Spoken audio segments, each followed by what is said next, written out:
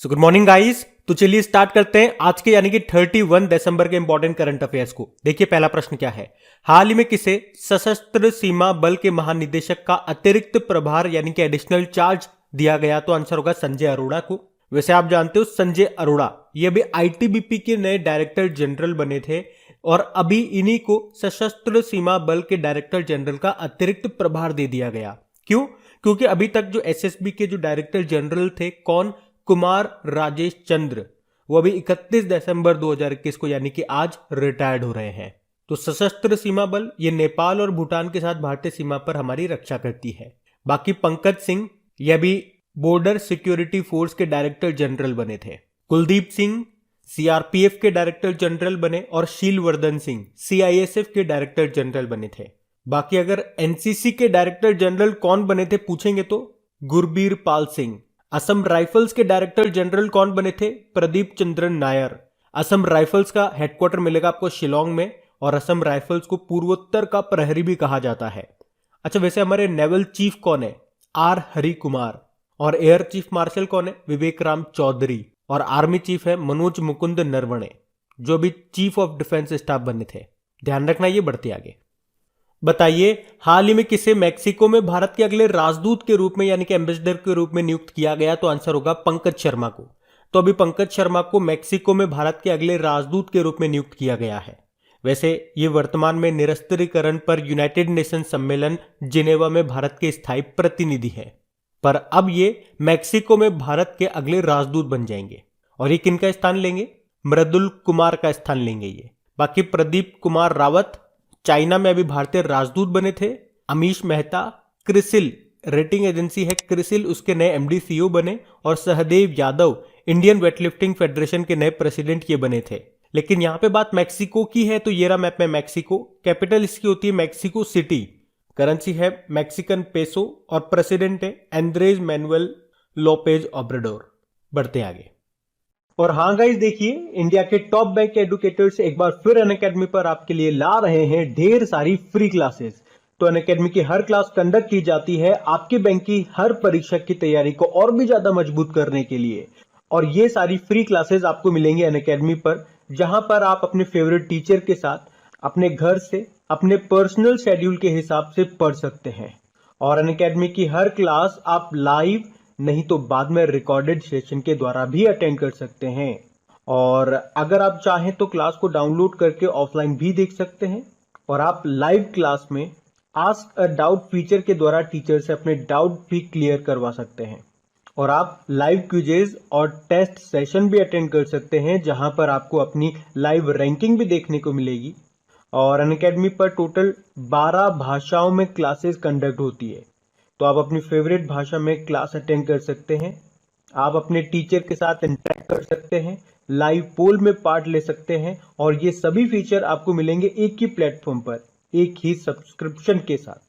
तो आज ही सब्सक्राइब करें अनअकैडमी पर और इन सभी बेनिफिट्स का लाभ उठाइए। और हाँ देखिए, अगर आप मेरा कोड जो कि है क्रेक एग्जाम 10 यूज करते हैं तो आपको एडिशनल 10% का इंस्टेंट डिस्काउंट भी मिलता है। तो आपको इन सभी क्लासेस के जो लिंक हैं वो नीचे डिस्क्रिप्शन में मिल जाएंगे, तो वहां जाकर के आप इन सबका बेनिफिट उठा सकते हैं। अभी हम बढ़ते हैं आगे। अच्छा बताइए, हाल ही में ब्रिक्स के न्यू डेवलपमेंट बैंक का नया चौथा सदस्य कौन सा देश बन गया है? तो आंसर होगा मिस्र यानी कि इजिप्ट। तो ब्रिक्स देशों ने मिलकर के 2015 में ये ब्रिक्स बैंक यानी कि न्यू डेवलपमेंट बैंक बनाया था, जिसमें अभी मिस्र यानी कि इजिप्ट चौथा नया सदस्य देश बन गया है। और अगर आप डेली हमारा करंट अफेयर्स का लेक्चर देखते होंगे तो आपको याद होगा अभी सितंबर में ही तो हमने पढ़ा था इसके 3 नए सदस्य देश बने थे। बता सकते हो कौन कौन से? बांग्लादेश, यूनाइटेड अरब अमीरात और उरुग्वे। और अब चौथा बन गया है मिस्र। चलो एक प्रश्न मैं आपसे पूछता हूं। अभी शंघाई कोऑपरेशन ऑर्गेनाइजेशन जिसका हेडक्वार्टर मिलेगा आपको बीजिंग चाइना में, इसका नया मेंबर देश कौन सा बना था और कौन से नंबर का बना था? ये आपको कमेंट बॉक्स में टाइप करके बताना है। अभी कुछ देर बाद ही मैं इसका आंसर आपको देता हूं। जब तक कुछ और प्रश्न मैं आपसे कर लेता हूं। बताओ इंटरनेशनल सोलर अलायंस का भी 101वां सदस्य देश कौन सा बना था? तो आंसर होगा यूएसए। इंटरनेशनल मॉनेटरी फंड इसका 190वां सदस्य देश कौन सा बना? आंसर होगा अंडोरा। राष्ट्रमंडल यानी कि कॉमनवेल्थ में शामिल होने वाला 54वां देश कौन सा बना? 54th तो आंसर होगा मालदीव। अभी आपको याद होगा आईसीसी के नए सदस्य देश बने थे कौन कौन से, मंगोलिया, ताजिकिस्तान और स्विट्जरलैंड। तो अब इसमें टोटल कितने मेंबर कंट्रीज हो चुके हैं, आंसर होगा 106। और अभी मैंने आपसे प्रश्न पूछा था कि शंघाई कोऑपरेशन ऑर्गेनाइजेशन का नया मेंबर देश कौन सा बन गया, तो आंसर होगा ईरान। और कौन से नंबर का, 9वें नंबर का। और ब्रिक्स की देखो बात हो रही है, ब्रिक्स मतलब ब्राजील, रशिया, इंडिया, चाइना और साउथ अफ्रीका। और 2021 में ब्रिक्स की अध्यक्षता किसने की, भारत ने। यह भी याद रखना, बढ़ते आगे। फिर बताइए हाल ही में किस राज्य के राज्यपाल ने प्रधानमंत्री नरेंद्र मोदी के नाम पर सड़क का उद्घाटन किया, तो आंसर होगा सिक्किम। तो अभी सिक्किम में सोमगो झील और नाथुला सीमा दर्रे को गंगटोक से जोड़ने वाली दूसरी सड़क का नाम बदलकर नरेंद्र मोदी मार्ग कर दिया गया है, जिसका अभी ऑफिशियल उद्घाटन सिक्किम के जो राज्यपाल हैं गंगा प्रसाद, उन्होंने किया। और इस सड़क को बॉर्डर रोड ऑर्गेनाइजेशन ने बनाया, और जिसके बनने के बाद गंगटोक और सोमगो झील के बीच की दूरी 15 किलोमीटर तक कम हो गई है। अच्छा, पहले इस सड़क का नाम क्या था, जवाहरलाल नेहरू रोड था, और अब बदल करके नरेंद्र मोदी मार्ग कर दिया गया। अभी आपको याद होगा प्रधानमंत्री नरेंद्र मोदी के नाम पे भारत का जो सबसे बड़ा क्रिकेट स्टेडियम है गुजरात में, उसका पहले नाम था मोटेरा क्रिकेट स्टेडियम, और अब हो गया नरेंद्र मोदी क्रिकेट स्टेडियम। और नाम बदलने की बात है तो अभी फेसबुक कंपनी का नाम बदलकर मेटा हो गया। अंडमान निकोबार के माउंट हैरियट का नाम बदल दिया गया, माउंट मणिपुर कर दिया। फैजाबाद रेलवे स्टेशन का नाम बदलकर अयोध्या केंट कर दिया गया। पाताल पानी रेलवे स्टेशन जो आपको मिलेगा मध्य प्रदेश में, उसका नाम बदलकर तात्या मामा रेलवे स्टेशन करा था। हबीबगंज रेलवे स्टेशन जो आपको भोपाल में मिलेगा, उसका नाम बदलकर रानी कमलापति रेलवे स्टेशन कर दिया।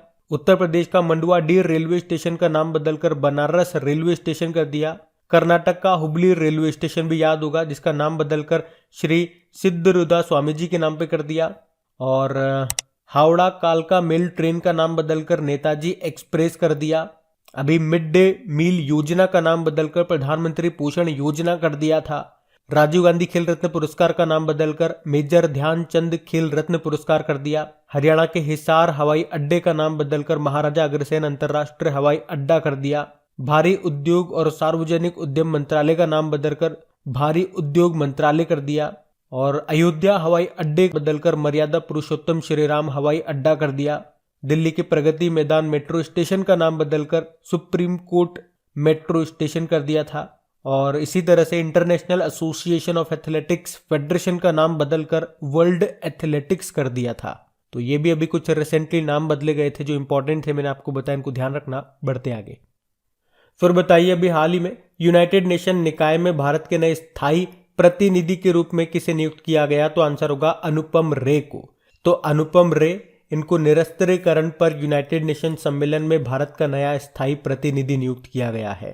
और अनुपम रे वैसे ये वर्तमान में विदेश मंत्रालय में संयुक्त सचिव हैं, और ये किन का स्थान लेंगे, पंकज शर्मा का।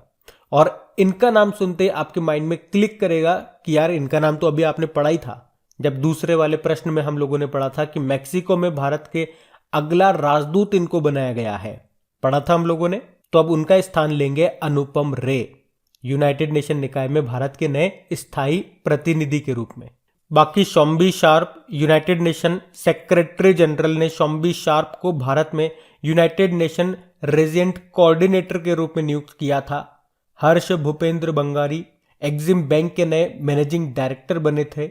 एसएल त्रिपाठी ये यूनाइटेड इंडिया इंश्योरेंस के सीएमडी बने थे। अच्छा मुझे बताओ, अभी United Nation women's award for leadership commitment 2021 को किसने जीता था? दिव्या हेगड़े ने। यूनाइटेड नेशन ने 2023 को मोटे अनाज का अंतर्राष्ट्रीय वर्ष भी घोषित किया था, ईयर ऑफ मिलेट्स। और अभी भारत को 2022-23 तक के लिए अंतर्राष्ट्रीय समुद्री संगठन परिषद के लिए फिर से चुना गया था। अंतर्राष्ट्रीय समुद्री संगठन परिषद, इसका हेडक्वार्टर मिलेगा आपको लंदन यूके में। और अभी इंटरनेशनल सोलर अलायंस को यूनाइटेड नेशन जनरल असेंबली में ऑब्जर्वर का दर्जा भी मिला था। अच्छा आप तो बताओ, यूनाइटेड नेशन के जो पूर्व सेक्रेटरी जनरल थे बान की मून, उनकी अभी बायोग्राफी आई थी, क्या नाम है उसका? Resolved uniting nation in A divided world. और वैसे अभी भारत को यूनेस्को के कार्यकारी बोर्ड के लिए फिर से चुना गया 2021 से 2025 तक 4 सालों के लिए। और वैसे अभी भारत संयुक्त राष्ट्र आर्थिक और सामाजिक परिषद में भी अभी 2022 से 2024 तक के लिए मेंबर बना है। और बताओ भारत कौन सी बार अभी यूनाइटेड नेशन सिक्योरिटी काउंसिल का अस्थायी सदस्य बना था? 8वीं बार इंडोनेशिया की जगह बना था ये। वैसे वर्तमान में यूनाइटेड नेशन के सेक्रेटरी जनरल कौन है? गुतेरेस हैं, जो कि पुर्तगाल से हैं। इसकी स्थापना होती है 24 अक्टूबर 1945 को, इसीलिए तो 24 अक्टूबर को यूनाइटेड नेशन डे मनाते हैं। इसका हेडक्वार्टर है न्यूयॉर्क में। बढ़ते आगे, बताइए हाल ही में किस देश ने दुनिया का पहला डुअल मोड वाहन बनाया है? तो आंसर होगा जापान ने। तो जापान ने अपने शहर कायो में मिनी बस जैसी दिखने वाली दुनिया की पहली डुअल मोड व्हीकल पेश की है। डुअल मोड मतलब ये 2 तरह के रास्तों पे चल सकेगी। रबड़ के टायर की मदद से तो ये रोड पे चल सकेगी, और स्टील के पहिए की मदद से इसे आप पटरियों पे भी चला सकते हैं, जो कि इसके नीचे की तरफ लगे होते हैं ये स्टील के टायर। तो जैसे ही ये पटरियों से टकराते, तो टकराने के बाद ये नीचे उतर जाते हैं, उससे आप इसे पटरियों पे चला सकते हो।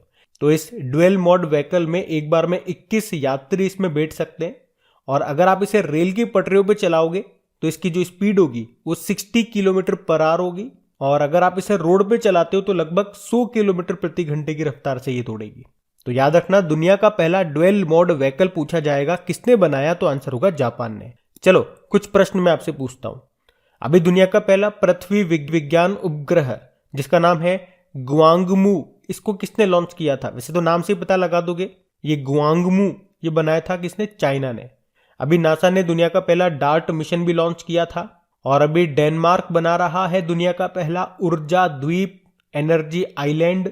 अभी अल सल्वाडोर नाम का जो देश है ये दुनिया का पहला बिटकॉइन सिटी बना रहा है, और आप जानते ही हो बिटकॉइन को लीगल करेंसी घोषित करने वाला पहला देश बना था ये। और ऑस्ट्रेलिया में बनेगा दुनिया का पहला प्लेटिपस अभयारण्य, और 2025 तक साउथ कोरिया बना लेगा दुनिया का पहला 13वां शहर। अच्छा, न्यूजीलैंड ने वित्तीय फार्मों के लिए बनाया दुनिया का पहला जलवायु परिवर्तन कानून, ये भी याद रखना। और नॉर्वे ने दुनिया का पहला वायरलेस इलेक्ट्रिक चार्जिंग स्टेशन भी स्थापित किया था। और यूरोपियन स्पेस एजेंसी ये दुनिया का पहला लकड़ी से बना उपग्रह को लॉन्च करेगा। और बता सकते हो दुनिया की पहली स्वचालित चालक रहित ट्रेन, ड्राइवरलेस ट्रेन किसने लॉन्च की थी? तो आंसर होगा जर्मनी ने। याद रखना है सारे इंपॉर्टेंट पॉइंट। बढ़ते आगे। अच्छा फिर बताइए, श्यामा प्रसाद मुखर्जी रूरबन मिशन को लागू करने के मामले में कौन सा राज्य टॉप पर रहा? तो आंसर होगा तेलंगाना। तो श्यामा प्रसाद मुखर्जी रूरबन मिशन को लागू करने वाले 34 राज्यों और केंद्र शासित प्रदेशों में तेलंगाना टॉप पे रहा है। सेकेंड नंबर पे तमिलनाडु है, तीसरे नंबर पे गुजरात है। जबकि क्लस्टर के रैंकिंग में बात करेंगे तो तेलंगाना में संगारेड्डी का रयाकल क्लस्टर पहले स्थान पे रहा, और सेकंड पे तेलंगाना में कामारेड्डी का जुक्कल क्लस्टर रहा। अच्छा, अब बात कर लेते हैं कि ये श्यामा प्रसाद मुखर्जी रूरबन मिशन क्या है। तो इसे 21 फरवरी 2016 में छत्तीसगढ़ के डोंगरगढ़ जिले से प्रधानमंत्री नरेंद्र मोदी ने इसको शुरू किया था। यहाँ पे रूरबन मतलब होता है रूरल प्लस अर्बन। इसका मतलब हो गया रूरल एरियाज में भी यानी कि गांव में भी अर्बन जैसे यानी कि शहरों की जैसी सुविधाएं देना। और क्लस्टर मतलब क्या होता है? तो रूरबन क्लस्टर मतलब आसपास के गांव को जोड़ करके जो ग्रुप बना है उसे क्लस्टर बोलते हैं। अब बात यहाँ पे तेलंगाना की है, तो ये रहा मैप में तेलंगाना। देखो तेलंगाना की कैपिटल क्या है? हैदराबाद है। बताओ हैदराबाद किस नदी के किनारे स्थित है? मूसी नदी के किनारे। बाकी हैदराबाद से आपको याद आएगा दुनिया का सबसे बड़ा मेडिटेशन सेंटर ये शुरू हुआ था तेलंगाना के हैदराबाद में। और हैदराबाद में जो नेहरू जूलॉजिकल पार्क है उसे ISO सर्टिफिकेट भी मिला था, और इसी के साथ ये ISO सर्टिफिकेट पाने वाला ये देश का पहला चिड़ियाघर बना था। अभी देश का पहला रिमोट मॉनिटरिंग सिस्टम ये कहाँ पे लॉन्च हुआ? हैदराबाद में। भारत का पहला ट्रांसजेंडर कम्युनिटी कहाँ पे खुला? हैदराबाद में। 2020 tree city of the world के रूप में मान्यता प्राप्त करने वाला एकमात्र भारतीय शहर कौन सा है? हैदराबाद है। और दुनिया का पहला mobile water from air kiosk और वाटर नॉलेज सेंटर ये कहाँ पे स्थापित किया गया? हैदराबाद में। भारत का पहला स्वदेशी उच्च राख कोयला गैसीकरण आधारित मिथेनॉल उत्पादन संयंत्र यानी कि high ash coal gasification based methanol production plant ये कहाँ पे शुरू हुआ? हैदराबाद में ही। बाकी देश का पहला मध्यस्थता और सुलह केंद्र यानी कि international arbitration and mediation centre ये कहाँ पे अभी खुला? तो आंसर होगा तेलंगाना में ही। तो ये सारे पॉइंट आप ध्यान रखना। बढ़ते आगे। बताइए हाल ही में किसे एनर्जी एफिशिएंसी सर्विसेज के सीईओ के रूप में नियुक्त किया गया? तो आंसर होगा राधिका झा। तो अभी राधिका झा को राज्य के द्वारा संचालित एनर्जी एफिशिएंसी सर्विसेज के सीईओ के रूप में नियुक्त किया गया है। अब ये EESL ये क्या है, यानी कि एनर्जी एफिशिएंसी सर्विसेज, तो देश में ऊर्जा दक्षता को बढ़ावा देने के लिए काम कर रहे NTPC, power grid, power finance corporation के बीच ये एक संयुक्त उद्यम है। इसकी स्थापना होती है सन 2009 में। इसके अध्यक्ष कौन है? अरुण कुमार मिश्रा है। बाकी मोहित जैन इंडियन न्यूज़पेपर सोसाइटी के प्रेसिडेंट बने थे। संजीव मेहता फिक्की के नए प्रेसिडेंट बने और Sambit Patra India tourism development के ये अध्यक्ष बने थे। बढ़ते आगे। चलिए फिर बताइए, अभी हाल ही में 200 टेस्ट विकेट लेने वाले 5वें भारतीय तेज गेंदबाज कौन बन गए? तो आंसर होगा मोहम्मद शमी। मोहम्मद शमी ये 200 टेस्ट विकेट लेने वाले 5वें भारतीय तेज गेंदबाज बन गए हैं। अभी मोहम्मद शमी ने 29 दिसंबर को साउथ अफ्रीका के खिलाफ सेंचुरियन में ये उपलब्धि हासिल की। और इनसे पहले 4 भारतीय कौन है ये कारनामा करने वाले? कपिल देव, जवागल श्रीनाथ, जहीर खान और ईशांत शर्मा। तो अभी मोहम्मद शमी इन्होंने 55 टेस्ट मैचों में ये उपलब्धि हासिल की है। अच्छा मुझे बताओ, 100वें टेस्ट मैच में 200 रन बनाने वाले विश्व के एकमात्र बल्लेबाज कौन बने थे? तो आंसर होगा इंग्लैंड के जो रूट। बाकी अभी आपको याद होगा विजय हजारे ट्रॉफी 2021-22 को किसने जीता था? हिमाचल प्रदेश ने तमिलनाडु को हरा के। लेकिन इस साल के स्टार्टिंग में जो विजय हजारे ट्रॉफी 2020-21 हुई थी उसको मुंबई ने जीता था उत्तर प्रदेश को हरा करके। तो दोनों पॉइंट क्लियर रखना। और अभी सैयद मुश्ताक अली ट्रॉफी इसको जीत लिया तमिलनाडु ने कर्नाटक को हरा करके। और बैडमिंटन की 2 ट्रॉफियां हमने पढ़ी थी, उबेर कप और थॉमस कप। इनका संबंध बैडमिंटन से है। उबेर कप को तो चाइना ने जीता जापान को हरा के, और थॉमस कप को इंडोनेशिया ने जीता चाइना को हरा के। अच्छा, आईसीसी का हेडक्वार्टर कहां पर है? दुबई, यूनाइटेड अरब अमीरात में। सीईओ अभी नए बने जॉफ एलार्डिस और चेयरमैन है ग्रेग बार्कले, न्यूजीलैंड के हैं। बढ़ते आगे। अच्छा बताइए, हाल ही में पर्यावरण मंत्रालय के वन महानिदेशक और विशेष सचिव के रूप में किसे नियुक्त किया गया? तो आंसर होगा चंद्र प्रकाश गोयल को। तो अभी इंडियन फॉरेस्ट सर्विसेज ने चंद्र प्रकाश गोयल को पर्यावरण, वन और जलवायु परिवर्तन मंत्रालय के वन महानिदेशक और विशेष सचिव के रूप में नियुक्त किया है। बाकी विवेक जौहरी सेंट्रल बोर्ड में इनडायरेक्ट टैक्सेस एंड कस्टम्स के ये चेयरमैन बने। अशोक भूषण एनक्लेट यानी कि national company law appellate tribunal के ये अध्यक्ष बने। और रामनाथ कृष्णन इक्रा रेटिंग एजेंसी है इक्रा, उसके एमडी सीईओ बने ये। वैसे हमारे पर्यावरण मंत्री कौन है? भूपेंद्र यादव। तो याद रखना ये। बढ़ते आगे। अच्छा फिर बताइए, अभी हाल ही में रॉस टेलर ने अंतरराष्ट्रीय क्रिकेट से संन्यास लेने की घोषणा कर दी। किस देश के हैं ये? तो आंसर होगा न्यूजीलैंड के। तो अभी न्यूजीलैंड के क्रिकेटर हैं रॉस टेलर, जिन्होंने अंतरराष्ट्रीय क्रिकेट से संन्यास लेने की घोषणा कर दी है। उन्होंने 2006 में पदार्पण किया और 445 मैचों में 18,074 रन बनाए, जो कि न्यूजीलैंड के किसी भी खिलाड़ी के द्वारा बनाए गए सबसे ज्यादा रन है। वे तीनों फॉर्मेट में, टेस्ट में, वनडे में और T20 में 100 मैच खेलने वाले पहले क्रिकेटर भी हैं। अच्छा, रॉस टेलर इन्होंने न्यूजीलैंड के लिए टेस्ट में सबसे ज्यादा रन 7,584 रन बनाए हैं, ये भी याद रखना। और अब इन्होंने संन्यास लेने की घोषणा कर दी है। बढ़ते आगे। फिर बताइए, हाल ही में जैव विविधता के नाम से मशहूर किस व्यक्ति का निधन हो गया? तो आंसर होगा E.O. विल्सन। तो हार्वर्ड यूनिवर्सिटी के पूर्व जीव विज्ञानी और पुलित्जर पुरस्कार विजेता E.O. विल्सन, जिनके चींटियों और मानव व्यवहार के अध्ययन ने उन्हें दुनिया के सबसे प्रभावशाली वैज्ञानिकों में से एक बनाया और धरती पर लाखों प्रजातियों की रक्षा के लिए कार्रवाई के लिए प्रेरित किया, उनका भी निधन हो गया। तो पृथ्वी की रक्षा के लिए उन्हें डार्विन का प्राकृतिक उत्तराधिकारी का उपनाम भी मिला और जैव विविधता का पिता भी इन्हीं को कहा जाता है। अच्छा, विश्व जैव विविधता दिवस बायोडाइवर्सिटी डे कब मनाया जाता है? 22 मई को। और ये जो महेंद्र प्रसाद हैं, जनता दल यूनाइटेड के 7 बार के राज्यसभा सांसद और उद्योगपति हैं महेंद्र प्रसाद, जिनका भी निधन हो गया। वे बिहार से 7 बार राज्यसभा सांसद रहे और 1 बार लोकसभा के लिए भी चुने गए थे। तो बात करेंगे कल के वीडियो में पूछे गए प्रश्न के उत्तर की। तो कल के वीडियो में आपसे पूछा था असम पुलिस की पहली महिला महानिरीक्षक इंस्पेक्टर जनरल कौन बन गई? तो आंसर होगा वॉयलेट बरुआ। आप सभी ने प्रश्न का बिल्कुल सही उत्तर दिया है और गाइज अगर सेशन अच्छा लगा, मेहनत अच्छी लगी तो प्लीज़ इसे लाइक करके अपने दोस्तों के साथ में शेयर ज़रूर कर दीजिएगा। वीडियो के लिंक को शेयर ज़रूर करना सपोर्ट करने के लिए। और देखिए आप इन सभी क्वेश्चंस का अच्छे से प्रैक्टिस कर सकते हैं, रिवीजन कर सकते हैं इनकी क्विज लगा करके जो कि अपलोड कर दी गई है आपकी क्रेक एग्जाम एप्लीकेशन पे। साथ में पिछले जो अपलोडेड क्विज हैं उनको भी आप लगाते रहो जैसे भी आपको टाइम मिलता रहे, ताकि रिवीजन होता रहे, चीज़ों को आप भूलो नहीं। कम से कम जब तक आपका एग्जाम नहीं हो जाता, आप एग्जाम में क्लियर नहीं हो जाते, इन चीज़ों को रिवाइज करते रहिए। वहीं पे आपको पीडीएफ भी मिल जाएगी, एप्लीकेशन का लिंक आपको नीचे डिस्क्रिप्शन में मिल जाएगा। तो ये रहा आज का आपका होमवर्क प्रश्न। Thank you.